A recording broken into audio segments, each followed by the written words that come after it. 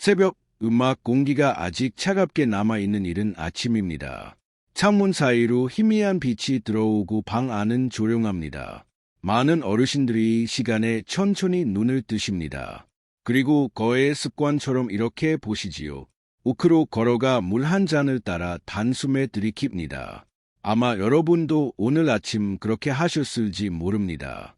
몸에 좋다고 들었기 때문입니다. 아침에 일어나자마자 물을 마시면 건강해진다고, 혈액이 맑아지고 장이 깨고 하루가 가볍게 시작된다고 텔레비전에서도 주변 사람들에게서도 많이 들으셨을 것입니다. 그래서 많은 분들이 아무 의심 없이 아침마다 물 한 잔을 벌컥벌컥 마십니다. 그런데 어르신들께 제가 오늘 조심스럽게 여쭙고 싶은 것이 있습니다. 혹시 그 물이 차가운 물은 아니었습니까? 냉장고에서 바로 꺼낸 물이었습니까? 아니면 한 번에 급하게 마시지는 않으셨습니까? 만약 그렇다면 지금 이 이야기를 조금만 더 집중해서 들어주셨으면 합니다. 왜냐하면 그 작은 습관 하나가 여러분의 콩팥에 생각보다 큰 부담을 줄 수 있기 때문입니다. 콩팥은 우리 몸에서 조용히 일하는 장기입니다. 하루 24시간 쉬지 않고 우리 몸에 피를 걸러내며 노폐물을 소변으로 내보내고 몸의 균형을 유지합니다. 하지만 콩팥은 다른 장기와 조금 다릅니다. 문제가 생겨도 좀처럼 티를 내지 않습니다. 의학에서는 콩팥을 침묵의 장기다라고 부릅니다. 기능의 상당 부분이 손상될 때까지 몸이 거의 신호를 보내지 않기 때문입니다. 그래서 많은 어르신들이 몸이 조금 붓거나 밤에 화장실을 자주 가거나 피로가 쉽게 쌓여도 나이가 들어서 그렇겠지, 요즘 좀 피곤해서 그렇겠지, 이렇게 생각하며 그냥 지나치곤 합니다. 하지만 실제 진료실에서 제가 자주 듣는 이야기는 조금 다릅니다. 어느 날 병원에서 검사를 했더니 콩팥 수치가 많이 나빠졌다는 말을 듣고 깜짝 놀라시는 분들이 정말 많습니다. 왜냐하면 그 전까지는 몸이 크게 아프다고 느낀 적이 없었기 때문입니다. 그래서 저는 항상 어르신들께 이렇게 말씀드립니다. 콩팥은 아프기 전에 지켜야 한다고 말입니다. 안녕하세요. 비뇨기 신장 전문의 이하늘입니다. 저는 진료실에서 많은 어르신들을 만나며 한 가지 공통된 장면을 자주 보게 됩니다. 투석실 침대에 누워 조용히 이런 말씀을 하시는 분들입니다. 조금만 더 일찍 알았더라면, 생활 습관을 조금만 바꿨더라면. 그 말을 들을 때마다 의사로서 마음이 무겁습니다. 그래서 오늘 이 영상에서는 어르신들께 꼭 알려드리고 싶은 아주 중요한 이야기를 준비했습니다. 비싼 학 이야기나 어려운 의학 지식이 아닙니다. 우리 집 부엌에서도 지금 바로 실천할 수 있는 작은 습관 이야기입니다. 특히 많은 분들이 모르고 계신 아침에 물을 마시는 방법, 그리고 콩팥 건강을 돕는 한 가지 자연 식품에 대해 차분히 설명드리려고 합니다. 그 식품은 아마 여러분 부엌에도 있을 것입니다. 바로 꿀입니다. 꿀이요? 이렇게 생각하시는 분들도 계실 겁니다. 꿀은 그냥 달콤한 음식 아닌가요? 당분이 많은데 괜찮은 건가요? 네, 충분히 그렇게 생각하실 수 있습니다. 그래서 오늘 영상에서는 꿀이 콩팥 건강에 어떤 도움을 줄 수 있는지, 언제 어떻게 먹는 것이 좋은지, 그리고 반드시 조심해야 할 경우까지 어르신들께 이해하시기 쉽게 차근차근 설명드리겠습니다. 오늘 이야기의 핵심은 단 하나입니다. 건강은 큰 치료보다 작은 습관에서 시작된다는 사실입니다. 아침에 물을 마시는 방법 하나, 그리고 하루에 꿀 한 스푼. 이 작은 변화가 여러분의 몸의 생각보다 큰 차이를 만들 수 있습니다. 지금부터 콩팥을 지키는 생활 습관과 꿀 한 스푼이 우리 몸에 어떤 도움을 줄 수 있는지 차분히 함께 알아보겠습니다. 그럼 먼저 많은 어르신들이 단순한 노화라고 생각하고 지나치는 콩팥 초기 신호부터 이야기해 보겠습니다. 제가 진료실에서 자주 듣는 말이 있습니다. 선생님, 요즘 아침에 얼굴이 좀 붓는 것 같아요. 밤에 화장실을 두세 번씩 가는데 나이 때문이겠죠. 예전보다 쉽게 피곤해지고 기운이 없어요. 이런 말씀을 하시는 분들이 정말 많습니다. 그리고 대부분은 그저 나이가 들어서 생기는 변화라고 생각합니다. 하지만 의학적으로 보면 이러한 변화가 콩팥이 보내는 초기 신호일 가능성도 있습니다. 콩팥은 우리 몸에서 매우 중요한 역할을 합니다. 하루 동안 약 180에 가까운 혈액을 걸러내며 몸에 필요한 것은 다시 돌려보내고 필요 없는 노폐물은 소변으로 배출합니다. 이 과정에서 몸의 수분 균형과 염분 농도 혈압까지 조절합니다. 그래서 콩팥이 약해지면 몸 전체의 균형이 조금씩 흔들리기 시작합니다. 대표적으로 다음과 같은 변화가 나타날 수 있습니다. 첫 번째는 아침에 얼굴이나 눈이 붓는 현상입니다. 밤사이에 몸에 남아있던 수분이 제대로 배출되지 못하면 아침에 눈꺼풀이나 얼굴이 붓는 느낌이 생길 수 있습니다. 두 번째는 소변의 거품이 오래 남는 현상입니다. 화장실에서 소변을 보았을 때 거품이 생기는 것은 자연스러운 일입니다. 하지만 거품이 몇 분 이상 오래 남는다면 단백질이 소변으로 빠져나가고 있을 가능성도 있습니다. 세 번째는 밤에 화장실을 자주 가는 것입니다. 물론 나이가 들면 밤에 한 번 정도 화장실을 가는 것은 흔한 일입니다. 하지만 두 번, 세 번 이상 반복된다면 몸의 수분 조절 시스템이 조금 약해졌을 가능성도 있습니다. 네 번째는 발목이 쉽게 붓는 현상입니다. 안마를 벗었을 때 발목에 자국이 깊게 남거나 손가락으로 눌렀을 때 자국이 한동안 남아있다면 몸속 수분 조절이 원활하지 않을 수도 있습니다. 마지막으로 많은 분들이 겪는 변화가 있습니다. 바로 이유 없이 쉽게 피곤해지는 것입니다. 콩팥 기능이 약해지면 몸속 노폐물이 잘 배출되지 않아 몸이 무겁고 기운이 떨어지는 느낌이 생길 수 있습니다. 여기서 중요한 것은 이러한 증상 하나만으로 병을 단정할 수는 없다는 점입니다. 하지만 여러 가지 변화가 함께 나타난다면 몸이 보내는 작은 신호일 수도 있습니다. 그래서 저는 어르신들께 항상 이렇게 말씀드립니다. 몸의 작은 변화에 조금만 더 관심을 가져보시라고 말입니다. 그리고 다행히도 콩팥 건강은 생활 습관을 통해 충분히 관리할 수 있는 부분이 많습니다. 특히 오늘 말씀드릴 내용 중에는 많은 어르신들이 생각보다 잘 모르고 계신 아침 물 습관과 꿀의 활용 방법이 있습니다. 꿀이 정말 콩팥에 도움이 될까요? 이 질문을 아마 지금 많은 분들이 마음속으로 하고 계실지도 모릅니다. 사실 저 역시 의사가 되기 전에는 꿀을 단순히 달콤한 음식 정도로만 생각했던 적이 있습니다. 하지만 여러 연구와 임상 경험을 통해 꿀에 대해 조금 다른 시각을 갖게 되었습니다. 왜냐하면 천연꿀 속에는 우리 몸의 세포를 보호하는 여러 가지 항산화 성분과 미네랄이 들어있기 때문입니다. 이 성분들은 몸속 염증을 줄이고 혈관을 보호하는 데 도움을 줄 수 있습니다. 특히 우리 몸의 미세한 혈관이 많은 장기에서는 이러한 성분들이 생각보다 중요한 역할을 합니다. 그리고 콩팥 역시 그러한 장기 중 하나입니다. 그렇다면 꿀은 실제로 어떤 원리로 콩팥 건강에 도움을 줄 수 있을까요? 지금부터 그 이야기를 조금 더 자세히 설명드리겠습니다. 먼저 한 가지를 이해하시면 좋겠습니다. 콩팥은 단순히 소변을 만드는 기관이 아닙니다. 우리 몸속에서 가장 정교하게 작동하는 천연 정수기와 같은 장기입니다. 몸속을 흐르는 혈액이 콩팥을 통과할 때마다 필요한 영양분은 다시 몸으로 돌려보내고 노폐물과 과도한 수분은 소변으로 걸러냅니다. 이 역할을 하는 작은 구조가 바로 네프론이라는 미세한 필터입니다. 사람의 콩팥에는 이 네프론이 약 100만 개 이상 들어 있습니다. 이 작은 필터들이 24시간 쉬지 않고 일하면서 우리 몸의 균형을 유지하고 있습니다. 하지만 나이가 들면서 이 필터들도 조금씩 지치게 됩니다. 특히 다음과 같은 상황에서는 콩팥의 부담이 커집니다. 혈압이 높을 때, 혈당이 불안정할 때, 몸속 염증이 많을 때 이러한 상태가 오래 지속되면 네프론이라는 미세 필터에 조금씩 손상이 생길 수 있습니다. 그래서 콩팥 건강을 이야기할 때 의사들이 가장 중요하게 보는 것이 바로 염증과 산화 스트레스입니다. 여기서 천연꿀이 주목받는 이유가 있습니다. 꿀에는 플라보노이드와 폴리페올 같은 항산화 성분이 들어 있습니다. 이 성분들은 몸속에서 발생하는 활성산소를 줄이는 역할을 합니다. 활성산소는 쉽게 말해 세포를 서서히 손상시키는 작은 녹과 같은 존재입니다. 혈관 벽에 쌓이면 염증이 생기고 세포에 쌓이면 기능이 약해질 수 있습니다. 그래서 항산화 성분은 몸의 여러 장기에서 세포를 보호하는 역할을 합니다. 특히 콩팥처럼 미세혈관이 많은 장기에서는 이러한 보호 작용이 더욱 중요합니다.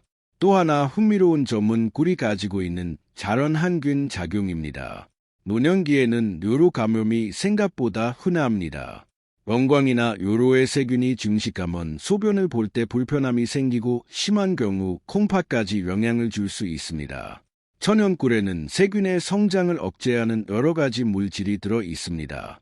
그래서 오래전부터 꿀은 자연에서 얻을 수 있는 보존식품으로도 사용되어 왔습니다. 물론 꿀이 항생제처럼 치료를 대신할 수 있는 것은 아닙니다.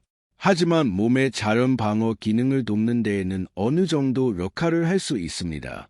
또 한 가지 어르신들께서 흥미롭게 들으실 수 있는 부분이 있습니다. 콩팥은 우리 몸에서 심장 다음으로 많은 에너지를 사용하는 장기입니다. 혈액을 계속 걸러내야 하기 때문에 세포가 꾸준히 에너지를 필요로 합니다. 이때 천연꿀에 들어있는 당은 정제 설탕과는 조금 다르게 몸에 흡수됩니다. 천천히 흡수되면서 세포에 비교적 안정적인 에너지를 공급하는 특징이 있습니다. 그래서 적당한 양의 꿀은 몸의 피로회복에도 도움을 줄 수 있습니다. 이렇게 정리해보면 꿀이 몸에 도움이 될 수 있는 이유는 크게 네 가지입니다. 첫째, 항산화 작용으로 세포를 보호합니다. 둘째, 몸속 염증을 줄이는 데 도움을 줄 수 있습니다. 셋째, 자연항균 작용으로 뇌로 건강을 돕습니다. 넷째, 몸에 필요한 에너지를 부드럽게 공급합니다.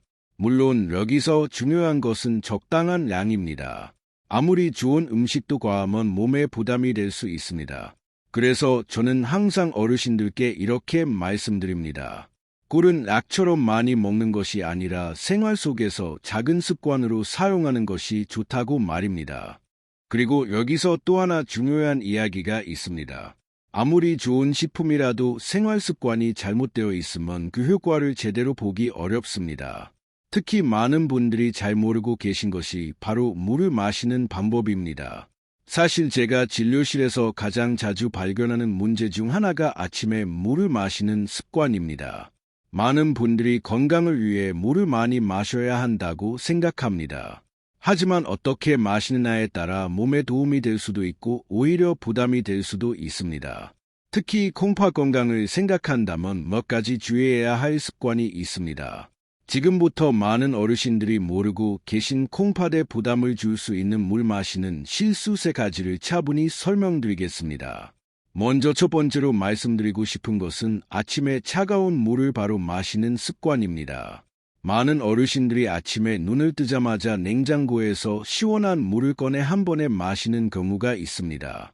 특히 여름철에는 차가운 물이 더 상쾌하게 느껴지기 때문에 이 습관이 더 흔합니다.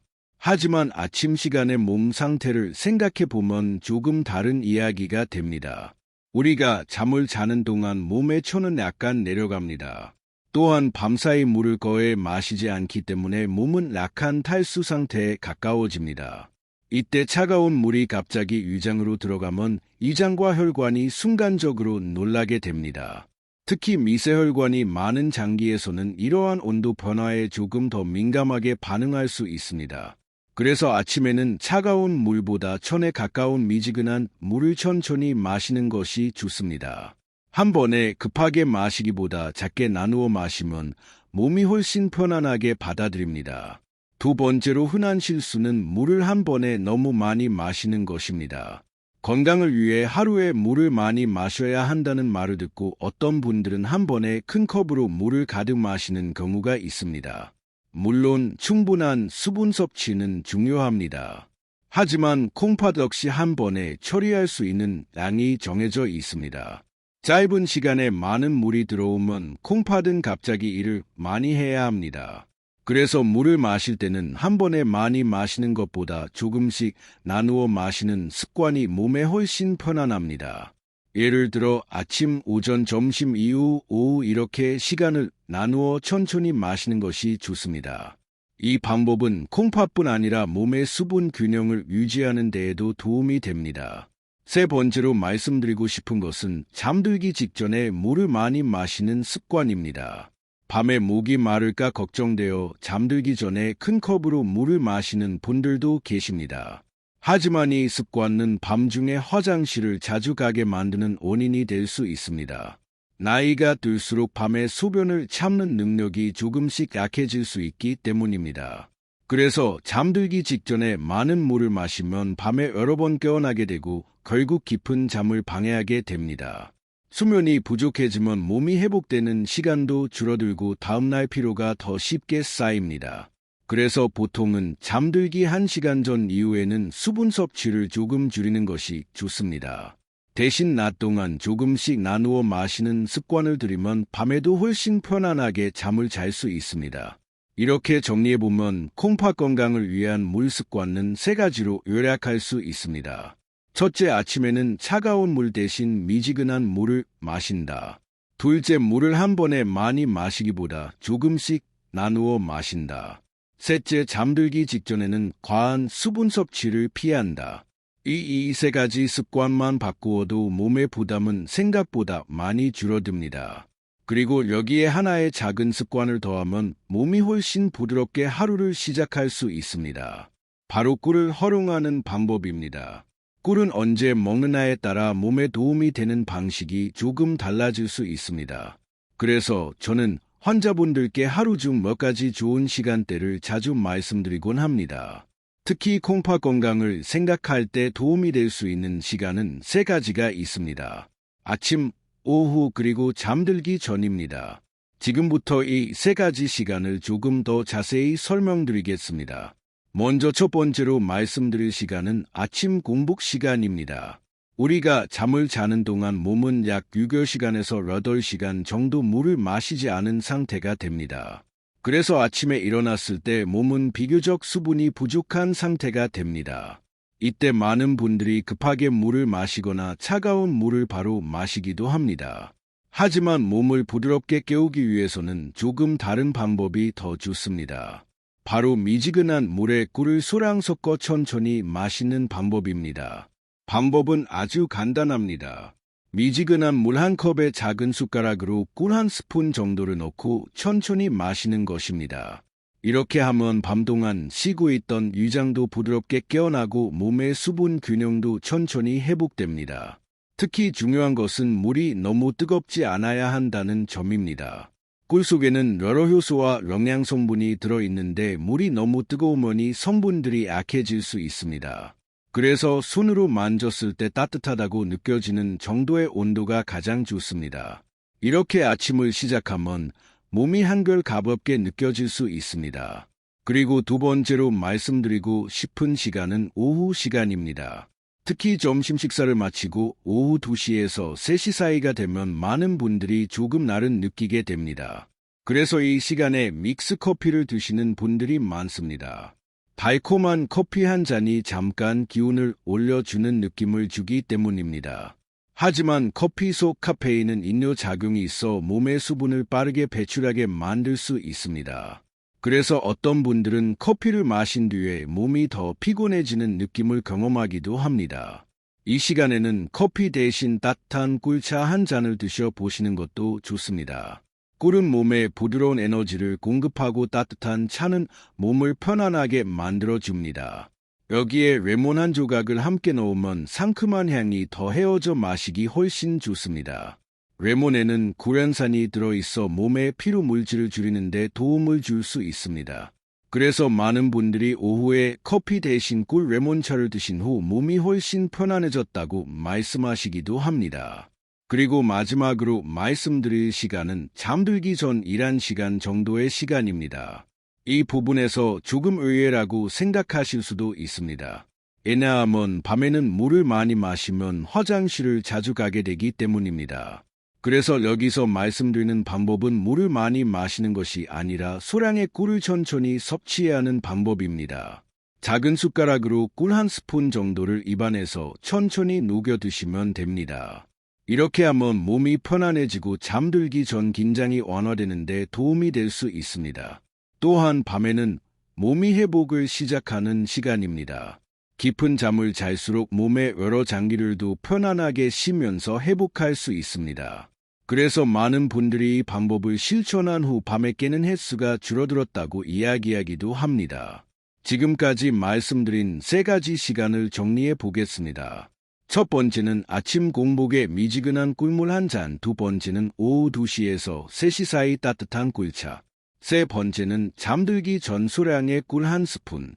이 3가지 방법은 특별한 준비가 필요하지 않습니다. 우리 집 부엌에 있는 작은 재료 하나로 생활 속에서 쉽게 실천할 수 있는 방법입니다. 하지만 여기서 반드시 기억해야 할 중요한 점이 있습니다. 아무리 좋은 음식이라도 잘못된 음식과 함께 먹으면 몸에 부담이 될 수 있다는 점입니다. 특히 꿀의 경우에는 함께 먹을 때 조심하면 좋은 음식들이 있습니다. 그래서 다음으로는 많은 분들이 잘 모르고 계신 꿀과 함께 먹을 때 주의하면 좋은 음식 조합에 대해 차분히 말씀드리겠습니다. 지금까지 꿀을 언제 섭취하면 좋은지에 대해 말씀드렸습니다. 하지만 한 가지 더 기억하셔야 할 중요한 점이 있습니다. 아무리 좋은 음식이라도 어떤 음식과 함께 먹느냐에 따라 몸이 받아들이는 방식이 달라질 수 있습니다. 그래서 오래전부터 식생활에서는 음식의 궁합을 중요하게 여겨왔습니다. 꿀 역시 마찬가지입니다. 대부분의 음식과는 잘 어울리지만 몇 가지 음식과는 같은 시간에 함께 먹지 않는 것이 좋다는 이야기가 있습니다. 지금부터 그 내용을 차분히 설명드리겠습니다. 먼저 첫 번째로 말씀드릴 것은 파와 마늘 같은 강한 향의 채소입니다. 한국 음식에는 파와 마늘이 많이 사용됩니다. 국기나 찌개, 볶음, 요리, 김치에도 빠지지 않는 재료입니다. 그래서 식사와 함께 자주 드시게 됩니다. 하지만 꿀을 섭취한 직후에 이러한 강한 향의 채소를 많이 섭취하게 되면 위장이 예민한 분들의 경우 속이 불편해질 수 있습니다. 특히 공복 상태에서 꿀물을 마신 뒤에 바로 파나 마늘이 많은 음식을 먹으면 속이 더부룩하거나 소화가 불편해지는 경우도 있습니다. 그래서 꿀을 드신 후에는 1~2시간 정도의 간격을 두고 식사를 하는 것이 좋습니다. 두 번째로 말씀드릴 음식은 두부와 같은 콩식품입니다. 두부 자체는 아주 건강한 음식입니다. 단백질이 풍부하고 소화도 비교적 편안합니다. 그래서 많은 어르신들이 자주 드시는 식품입니다. 다만 꿀과 함께 같은 시간에 섭취하는 것은 소화가 예민한 분들에게 조금 부담이 될 수 있습니다. 두부는 비교적 차가운 성질의 음식으로 알려져 있고 꿀은 따뜻한 성질로 이야기되는 경우가 많습니다. 그래서 일부 분들은 이 2가지를 동시에 섭취했을 때 속이 불편하거나 설사를 경험하기도 합니다. 그래서 가능하다면 꿀을 섭취한 뒤 조금 시간이 지난 후에 두분 콩리를 드시는 것이 좋습니다. 세 번째로 말씀드리고 싶은 것은 생선회와 같은 날 음식입니다. 요즘은 어르신들 중에서도 신선한 생선회를 좋아하시는 분들이 많습니다. 단백질도 풍부하고 맛도 좋기 때문입니다. 하지만 생선회는 소화 과정이 조금 예민할 수 있는 음식입니다. 그래서 꿀과 동시에 섭취하면 속이 불편해지는 분들도 있습니다. 특히 위장이 약한 분들의 경우에는 더 조심하는 것이 좋습니다. 그래서 이런 음식들을 드실 때는 꿀을 먹는 시간과 식사 시간을 조금 떨어뜨리는 것이 좋은 방법입니다. 정리해보면 꿀을 드신 뒤에는 파와 마늘이 많은 음식 두부나 콩, 요리, 생선회 같은 날 음식 이런 음식들은 가능하면 2시간 정도 간격을 두고 드시는 것이 좋습니다. 이렇게 작은 간격만 지켜도 몸이 훨씬 편안하게 음식을 받아들일 수 있습니다. 그리고 여기서 또 하나 중요한 이야기가 있습니다. 사실 제가 진료실에서 가끔 안타깝게 보는 경우가 있습니다. 꿀이 몸에 좋다는 이야기를 듣고 잘못된 방법으로 섭취하는 경우입니다. 꿀 자체는 좋은 식품이지만 섭취 방법이 잘못되면 그 장점을 제대로 활용하기 어렵습니다. 그래서 다음으로는 많은 분들이 모르고 계신 꿀을 먹을 때 흔히 하는 실수들에 대해 차분히 말씀드리겠습니다. 지금부터 말씀드릴 내용은 생각보다 많은 분들이 모르고 계신 부분입니다. 꿀이 몸에 좋다는 이야기를 듣고 열심히 챙겨 드시지만 섭취 방법이 잘못되어 효과를 제대로 보지 못하는 경우가 있습니다. 그래서 저는 진료실에서 어르신들께 항상 몇 가지 주의해야 할 점을 함께 말씀드립니다. 먼저 첫 번째로 흔한 실수는 너무 뜨거운 물에 꿀을 넣는 것입니다. 한국에서는 따뜻한 차를 즐겨 마시는 문화가 있습니다. 그래서 어떤 분들은 물을 끓인 직후 아주 뜨거운 상태에서 꿀을 넣어 드시기도 합니다. 하지만 꿀 속에는 여러 효소와 영양 성분이 들어 있습니다. 이 성분들은 열에 비교적 약한 편입니다. 그래서 물의 온도가 너무 높으면 꿀 속의 일부 유익한 성분이 약해질 수 있습니다. 그래서 꿀을 사용할 때는 물을 끓인 후 식혀서 손으로 만졌을 때 따뜻하게 느껴지는 정도에서 꿀을 넣는 것이 좋습니다. 두 번째로 흔한 실수는 너무 많은 양을 섭취하는 것입니다. 꿀이 건강에 좋다는 이야기를 들으면 어떤 분들은 하루에 여러 숟가락씩 많이 드시는 경우도 있습니다. 하지만 꿀 역시 당분이 포함된 식품입니다. 그래서 과하게 섭취하면 혈당이 올라가거나 몸에 부담이 될 수 있습니다. 그래서 보통은 하루에 한두 스푼 정도의 양이 적당하다고 이야기합니다. 적당한 양을 꾸준히 섭취하는 것이 몸에 훨씬 편안합니다. 세 번째로 주의할 점은 꿀의 품질입니다. 요즘은 시장이나 인터넷에서 다양한 꿀을 쉽게 구입할 수 있습니다. 하지만 꿀이라고 해서 모두 같은 것은 아닙니다. 일부 제품은 설탕 시럽이 섞여 있거나 버리꽃이 아닌 설탕물을 먹고 만든 꿀일 수도 있습니다. 이러한 제품은 천연꿀이 가지고 있는 항산화와 성분이나 영양 성분이 상대적으로 적을 수 있습니다. 그래서 꿀을 고를 때는 신뢰할 수 있는 제품인지 표시사항을 잘 확인하는 것이 좋습니다. 네 번째로 많은 분들이 하는 실수는 꿀을 냉장고에 보관하는 것입니다. 꿀이 상할까 걱정되어 냉장 보관을 하는 경우가 있습니다. 하지만 꿀은 수분 함량이 낮고 자연 보존력이 높은 식품입니다. 그래서 시온에서도 비교적 오래 보관할 수 있습니다. 냉장고에 넣으면 꿀이 굳어 결정이 생기기도 합니다. 그래서 꿀은 직사광선을 피한 서늘한 곳에 뚜껑을 잘 닫아 보관하는 것이 좋습니다. 그리고 꿀을 뜰 때는 가능하면 마른 숟가락을 사용하는 것도 중요합니다. 숟가락에 물기가 묻어 있으면 꿀이 발효될 수 있기 때문입니다. 이렇게 4가지 정도만 기억하셔도 꿀을 훨씬 건강하게 활용할 수 있습니다. 정리해보면 첫째, 너무 뜨거운 물에 넣지 않는다. 둘째, 하루 한두 스푼 정도로 적당히 섭취한다. 셋째, 신뢰할 수 있는 꿀을 선택한다. 넷째, 실에서 보관하고 마른 숟가락을 사용한다. 이 4가지는 아주 작은 습관이지만 꿀의 장점을 제대로 활용하는 데 중요한 부분입니다. 그리고 여기서 한 가지 더 말씀드려야 할 중요한 내용이 있습니다. 꿀은 대부분의 사람에게 부담이 적은 식품이지만 모든 사람에게 항상 적합한 것은 아닙니다. 특히 몇 가지 경우에는 조금 더 주의가 필요합니다. 그래서 마지막으로 꿀을 섭취하기 전에 알아두면 좋은 주의해야 할 경우에 대해 차분히 말씀드리겠습니다. 마지막으로 아주 중요한 내용을 하나 더 말씀드리겠습니다. 지금까지 꿀이 몸에 도움이 될 수 있는 이유와 섭취 방법에 대해 설명드렸습니다. 하지만 모든 음식이 그렇듯이 모든 사람에게 똑같이 맞는 것은 아닙니다. 그래서 몇 가지 경우에는 꿀 섭취를 조금 더 신중하게 생각하는 것이 좋습니다. 첫 번째는 콩팥 기능이 많이 약해진 분들입니다.